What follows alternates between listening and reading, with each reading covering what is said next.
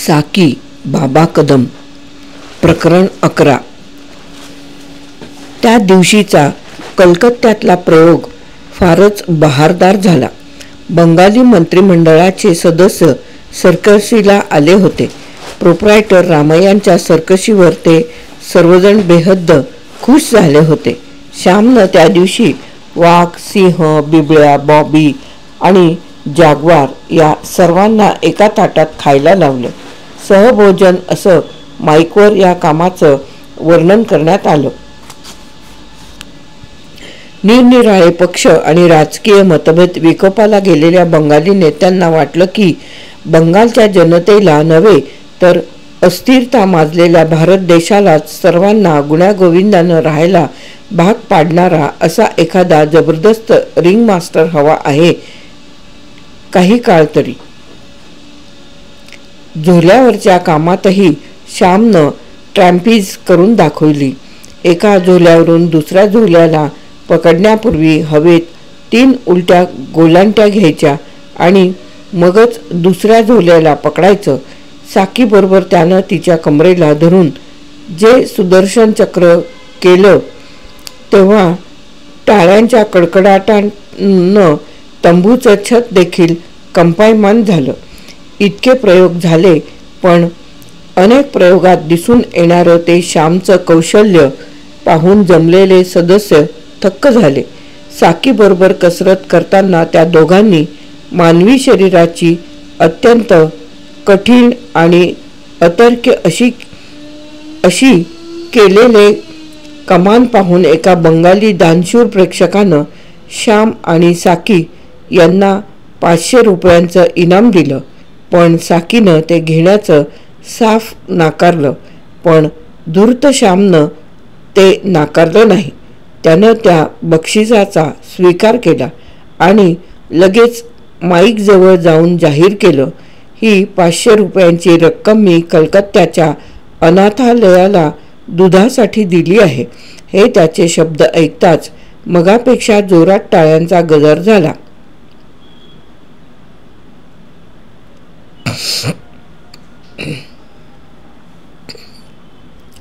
मातेच्या नुकत्याच झालेल्या निधनामुळे त्याला मातृवियोगाच्या दुःखाची जाणीव झाली होती.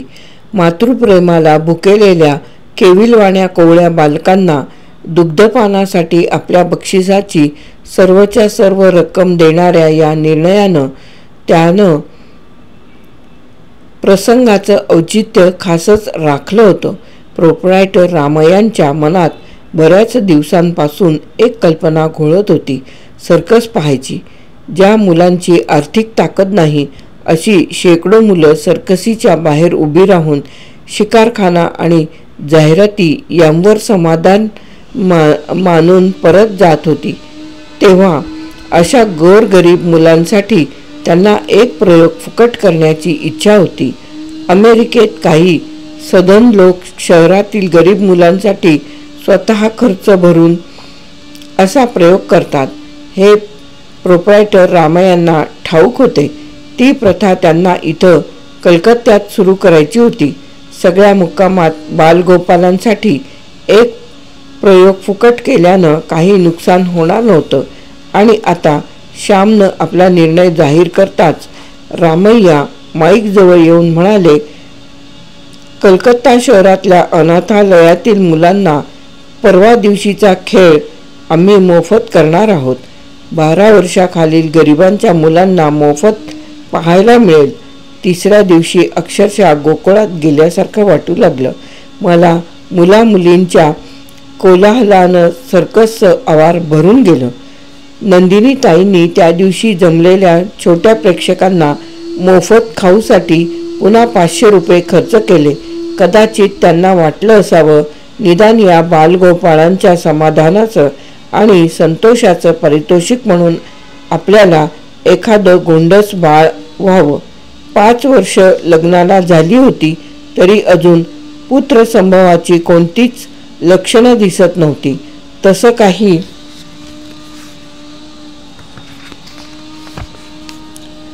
प्रोप्रायटर रामय्या आणि नंदिनीताईंचं वय झालं नव्हतं. भले भले डॉक्टर झाले. त्या दोघांपैकी कोणातही दोष नाही असं ते म्हणत.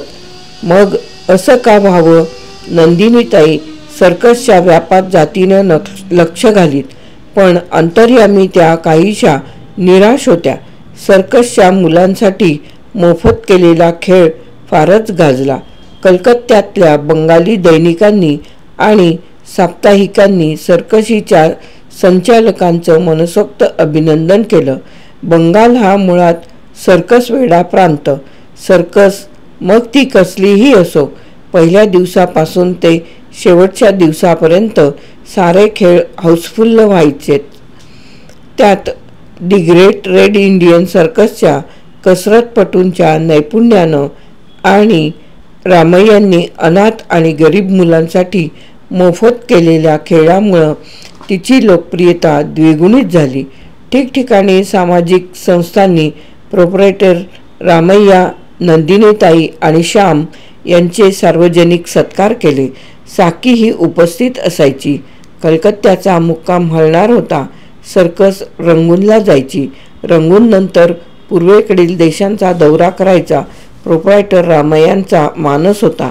श्याम सर्कशीत सामील झाल्यापासून त्यांना सर्कसच्या भवितव्याबाबत आणि यशाबाबत जबरदस्त असा आत्मविश्वास निर्माण झाला होता.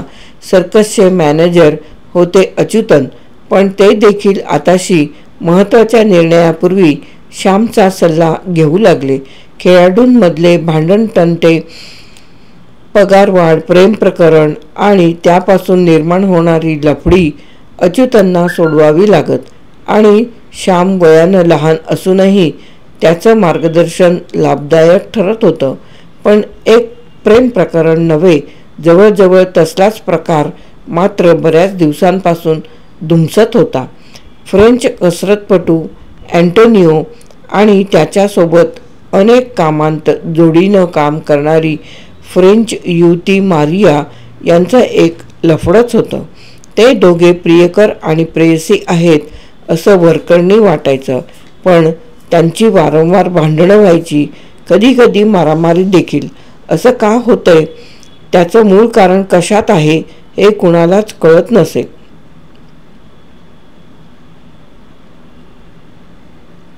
कारण त्यांचं भांडण चाले ते फ्रेंच भाषेतून. कोण कुणाला काय म्हणतो हे देखील कळायचं नाही. दोघे एकदम सर्कशीत सामील झाले होते. सर्कस त्यावेळी पंजाबात अमृतसरला खेळत होती. रामय्यांना त्यांनी खास बनविलेले चाकूफेक, निशाणबाजी, मृत्यूगोल असे कार्यक्रम करून दाखविले आणि तत्काळ रामय्यांनी प्रत्येकी 1000 रुपयांवर त्यांना नेमून घेतलं होतं. त्यावेळी त्यांनी पती पत्नी असं परस्परांचं नातं सांगितलं होतं. दोघेही एकाच तंबूत राहत, दिवसभर गुण्या गोविंदाने वावरत, दोन्ही खेळांचे काम देखील निमूटपणे करीत. पण रात्र झाली की दोघांची धुसफूस सुरू होईल. आरडाओरडा, मारामारी, झोंबाझोंबीपर्यंत पाळी येई. अँटो काम संपल्यावर प्यायचा, अगदी भरपूर प्यायचा. मारियाही प्यायची, पण बेतानच. आणि रात्री प्यायल्यानंतर त्यांचीही भांडणं सुरू होत. फ्रेंच भाषेत कधीकधी रात्री 2 वाजेपर्यंत दंगल चाले. वाघ सिंहाच्या डरकाळ्यांनी कसरतपटूंना जाग येत नसे, पण हे युगुल भांडू लागलं की मग मात्र सर्वांच्या झोपा उडत. बरं, तसं म्हटलं तर दीर्घ सुट्टीच्या दिवशी एकत्र फिरायला जात, उशिरा परत येत आणि आल्या आल्या भांडायला जोर चढे. खुद्द प्रोप्रायटर रामय्यांनी या प्रकरणी लक्ष घालून तडजोड करावी असं ठरवलं. पण भांडणाचं मूळ कशात आहे हेच माहीत नसल्याने तडजोडीचा मुसुदा तरी कोणत्या आधारावर उभयंतांसमोर ठेवायचा हाच कठीण प्रश्न होता. तो कलकत्त्याच्या मुक्कामातला शेवटचा आठवडा होता. दोन्ही खेळ संपले होते. वाघ सिंहांच्या डरकाळ्या, झेब्रेंची फुरफुर, घोड्यांचं खिंकारणं चालूच होतं. मध्येच जॅग्वार मेघगर्जनेसारखा आवाज काढी. कसरतपटूंची जेवणं झाली, ते झोपी गेले. पण 1:30च्या सुमारास मारियाच्या किंचाळण्यानं सारी सर्कस जागी झाली. मारिया मोठमोठ्यानं ओरडत होती, बचाव बचाव, अँटो मेरी जान ले रहा है, save me, auto is killing me, save me. सर्वात प्रथम धावला तो श्याम. तो आताशी तंबूतच राहत होता. त्यानं धावत जाऊन टॉर्चचा झोत पाडला आणि ते भयानक दृश्य पाहून क्षणभर थबकला. मारियाला अँटोनियोनं विवस्त्र केलं होतं आणि तो चाकू उगारून तिच्या छातीवर बसला होता. तो फ्रेंच भाषेत जोरजोरानं ओरडत होता. पण श्यामला आता त्या क्षणी थपकून बाजूला उभं राहून तो प्रकार पाहणं अशक्य होतं. तो झटकन पुढं आला आणि त्याने अँटोनियोचा चाकू उगारलेला हात वरच्यावर पकडला आणि अँटोला तिच्या छातीवरून सर्व शक्तीनिशी मागं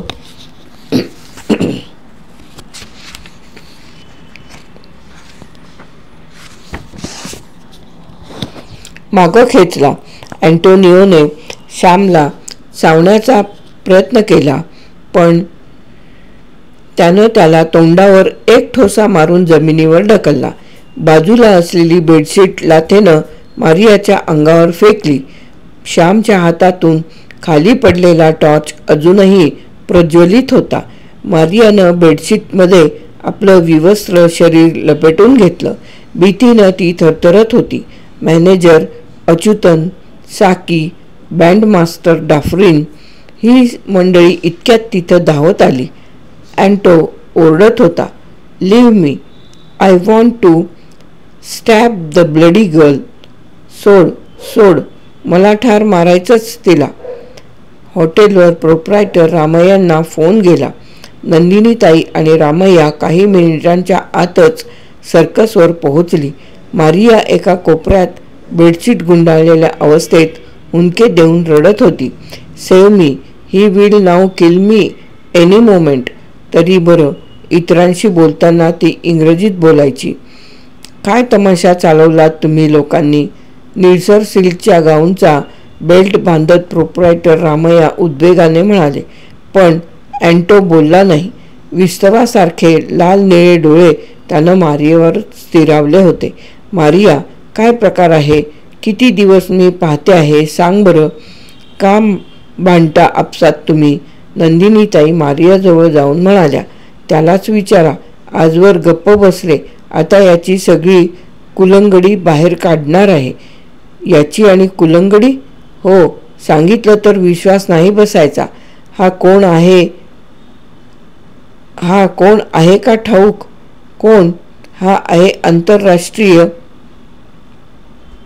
मारिया अडखळली, कारण नाईट राऊंडसाठी गस्त घालत फिरणारे पोलीस इन्स्पेक्टर आरडाओरडा मारियाचं किंचाळणं ऐकून सर्कसच्या आवारात आले होते.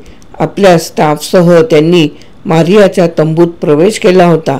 माझं नाव Sachin Chatterjee, police inspector. Inspector साहेबांनी स्वतःची ओळख करून दिली आणि पुढं विचारलं, काय गडबड आहे. अच्युतन पुढं होऊन म्हणाले, काही नाही, किरकोळ आहे प्रकार. असं सर्कशीत नेहमीच घडतं. आणि अच्युतन खोटं असले.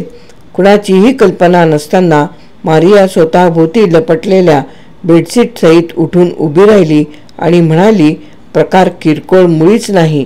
या अँटोनियोनं आता मला चाकूनं भोसकून मारण्याचा प्रयत्न केला आहे.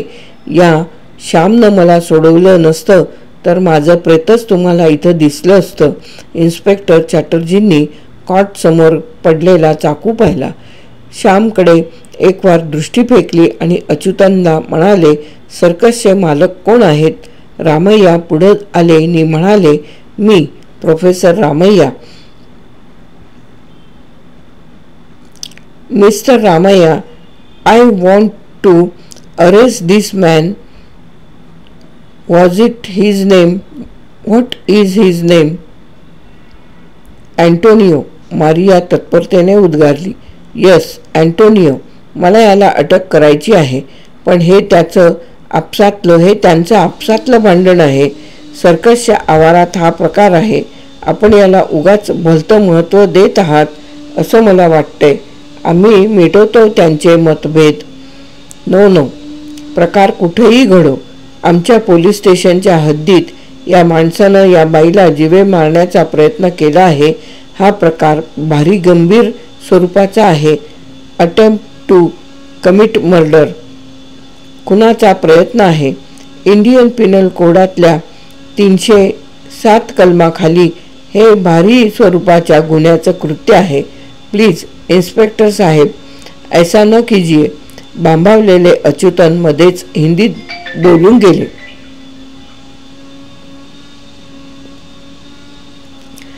सर्कशीत काम करणाऱ्यांना सरकारनं स्वतंत्र कायदा केलेला नाही. मला या माणसाला आत्ताच्या आत्ता अटक करायची आहे. या बाईला वाचवणारा तूच ना? श्यामकडं पाहत इन्स्पेक्टर चॅटर्जी म्हणाले. Yes sir. मारियाची फिर्याद घेतली. लगेच इन्स्पेक्टरनी जवळपासचे 2 पंच बोलावले. त्यांना चाकू दाखवला. मारियाचा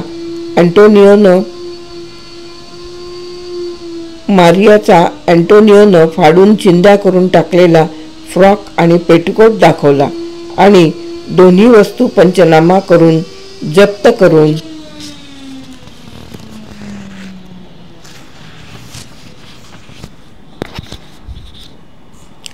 करून घेतल्या. श्यामचा जबाब घेतला. त्यानं सुसंगतवार सारी हकीकत सांगितली. हे सारं घडत असताना अच्युतन न राहवल्यानं पुढं होऊन म्हणाले, साहेब, अँटोला आपण अटक करून घेऊन गेलात तर आमच्या सर्कशीवर अनिष्ट परिणाम होईल. आमच्या सर्कशीत अँटोचे खेळ झाले नाही तर लोकांची घोर निराशा होईल. हे पहा, असंख्य लोकांच्या करमणुकीपेक्षा शासनाला